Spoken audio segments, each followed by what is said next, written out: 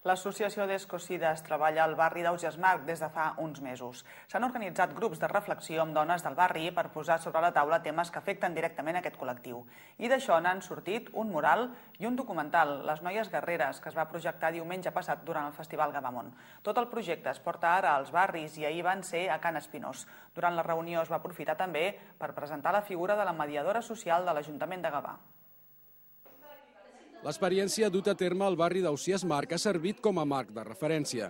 La reunió, en aquest cas al barri de Can Espinós, havia de servir per presentar un grup de dones d'aquest barri de Gavà, com des de l'Associació d'Escocides s'ha treballat en l'àmbit de la dona i com al llarg de 9 mesos s'han organitzat diferents tallers, reunions i grups de reflexió per parlar de qüestions que afecten la vida quotidiana de les dones. Reflexionar acerca de qué hacemos y qué no.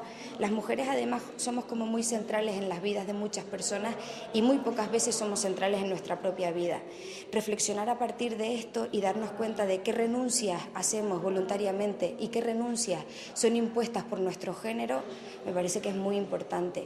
A partir de ahí ya decidimos, ¿no?, hasta dónde queremos llegar, pero por lo menos lo reflexionamos. La reunió ha servit també per presentar la figura de la mediadora social, un servei que l'Ajuntament de Gavà ha posat en marxa fa temps per resoldre petits conflictes de convivència entre veïns de la ciutat.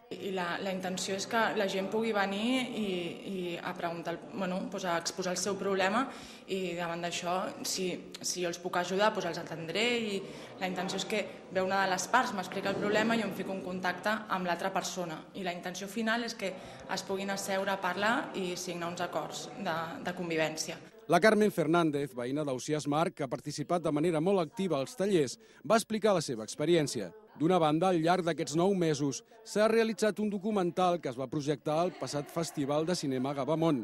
De l'altra, van participar en l'elaboració d'un mural on cadascuna va representar les seves emocions. Una si tiene peso y la ha podido dejar por el camino, otra si tenía las puertas cerradas y se las han abierto, otro que tenía un viaje pendiente, por ejemplo, y ahora lo ha podido realizar. En fin, un dibujo muy interesante. La intenció és fer extensiva aquesta experiència a les dones de tots els barris de Gavà.